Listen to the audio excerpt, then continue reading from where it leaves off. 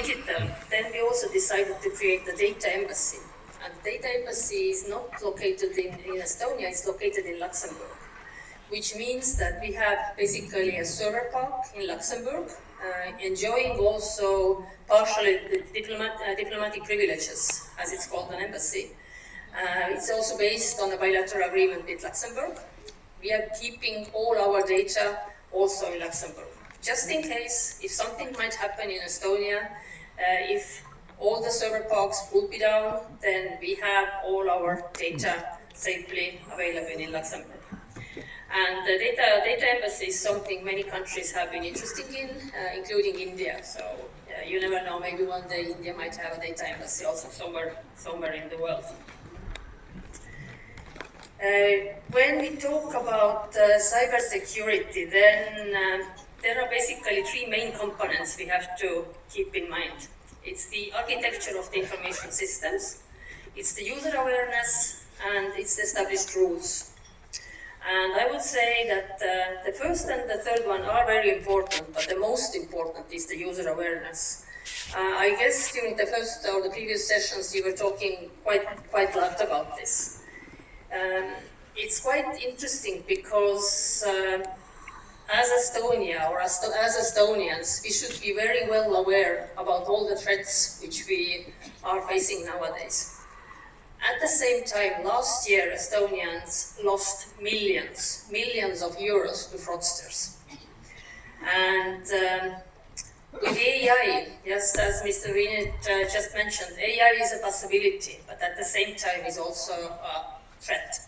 So what we see nowadays is that also the hackers, the criminals, are getting better and better. So it's very common that they are using the voice or they're creating the voice of your relatives. You are receiving phone calls that they are in some kind of distress, they need some kind of financial aids. We have ended up with elderly people. They are especially targeting the vulnerable groups, especially elderly people who are not so much aware about the cyber issues. They have sold their apartments. Literally, they have sold their apartments and they have given the money in cash to those people. And it's really difficult to track them because, as you know, the servers can be everywhere in the world. The traceability is complicated. So we have police officers in the social media who are trying to follow these kind of fraudsters. Of course, the main aim is to prevent these kind of crimes. In many occasions they are able to do that, but not always. Our banks have a special task to be extremely cautious, so they are all the time checking the interactions. And it's very often that you receive a call. Was it you booking a hotel somewhere in New York with your card, or was it you making this payment? And all of this, yes, we might find it disturbing maybe, but it's extremely necessary because this is something which keeps our data safe. And it keeps also us safe, it keeps our money safe. So there is not probably enough we can do about that. As a public servant, I have to take a cybersecurity test every year, and I have to complete it. So if I don't do it, then I'm not fit. I'm not able to use the government services properly. So we have to do that, and in order to be good, of course, there are also different courses we can take. I heard there was a question before also about the courses. We are having government officials visiting the schools, for example, explaining, showing the examples, again explaining. So this kind of awareness raising is extremely important. And in nowadays world, as we are so interconnected, it means also that we have to cooperate. Estonia and India have also cooperation in cybersecurity. Estonia has been supporting for several years already Indian national level cybersecurity exercises. We are also a host of the biggest live-fire cybersecurity exercise in the world called Locked Shields. And India has been an observer there already now for 2 years. Hopefully also this year there will be Indian observers coming to Estonia. These kind of exercises are extremely important. We do have them also for school children. There are groups coming in all over the world, some of them participating online. So I would say that there is so much for us all to do in order to keep our world safer regarding cyber attacks. And having this CyberPeace in our world. So I wish all of us a lot of success in doing that. And for all of you participating here today, I wish, of course, very interesting conference. I'm very sorry I have to leave, Tor, because the AI Summit is approaching. We have a delegation coming and there is another preparatory meeting. But thank you so much and all the best for the conference. Thank you.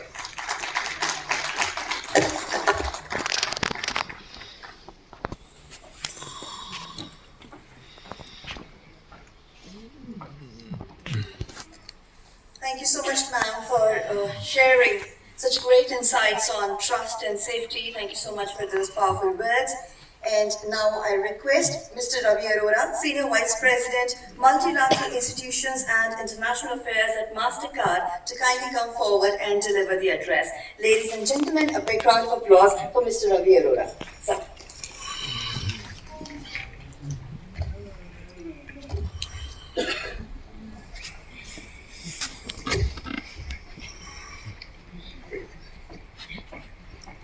Good morning, everyone, and thank you so much for having me today.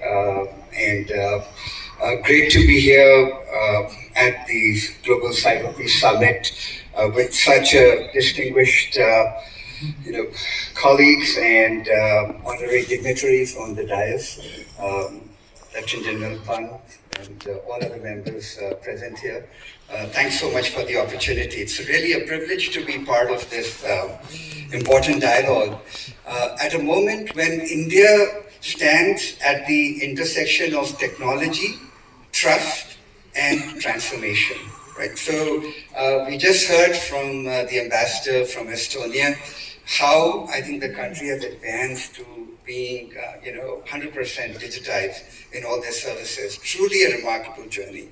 And India also, as India is rapidly advancing towards the ambition of the becoming a $5 trillion economy, what we have seen is that the government of India has placed digital economy as a big part of this particular journey, right? And it is guided by the vision of Viksit Bharat by 2047. And if you look at in the country with over 650 million smartphone users, over 86% of households that are connected to the internet, digital connectivity, even in India, I think it's no longer a privilege, it is a foundation of everyday life and becoming more so. So digital payments, I'm from MasterCard, and digital payments sit at the very core of this transformation. I mean, today India is leading in terms of the services with the complete digital public infrastructure, the whole JAM Trinity, Jan Dhan, Aadhaar, mobile, that whole journey of transformation that we have seen India go through. And right now, digital payments account for majority of transactions by volume, and by value. And it is part of our fabric every day. And I think this reflects the success of Digital India, and which is powered by visionary policy making, strong public infrastructure, and an ecosystem where government, where regulators, law enforcement, innovators, entrepreneurs, public sector, private sector, academia, everybody comes together to make technology accessible for every Indian. So as the digital footprint is expanding, so do the risks that come with it. I think Major Vineet in the beginning, talked about, the cyber and the risks, and cyber attacks. What we have seen is have more than doubled in recent years, with the financial sector emerging as one of the primary targets for the fraudsters. Because our country today in India, we face about close to 13.7% of global cyber attacks, with an average loss of about 24 crores, which is 2.7 or $2.6 million per breach, per incident. That's very significant. And this rise in cyber, fraud and financial crime, it's not just a security challenge, it's a challenge of trust. Because to power anything, trust has to be the underlying factor for any transaction to take place. Without trust, adoption will slow down, innovation will stall, and inclusion will suffer as well. So I think the cyber resilience is very important. And I think from us, from MasterCard, we've been very committed, and I'll share some of the work that we are doing. Because even in every country, SMEs make up a big part of the employment as well as of GDP. And SMEs, which form nearly 90%, of the economy here, safeguarding that SMEs and consumers is very, very important. So the government has taken very commendable steps to strengthen the national cyber resilience through a very comprehensive, multi-layered strategy that spans law enforcement, incident response, audits, and citizen enablement.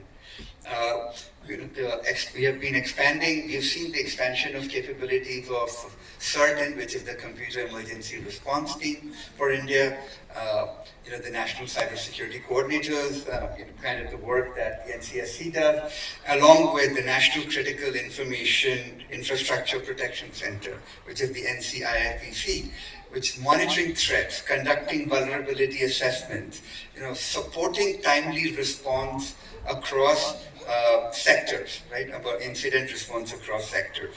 So the government is taking a lot of measures, conducting regular cyber drills, tailored alerts and advisories, and sector-specific response teams have been formed.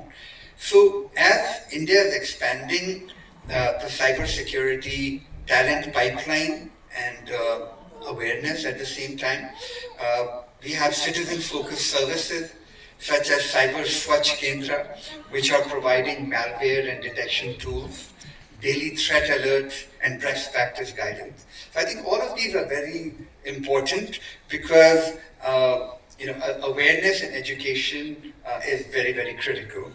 And our regulator, the Reserve Bank of India, is also, through awareness platforms and mock drills and workshops, are strengthening the readiness for a more vigilant digital ecosystem in India.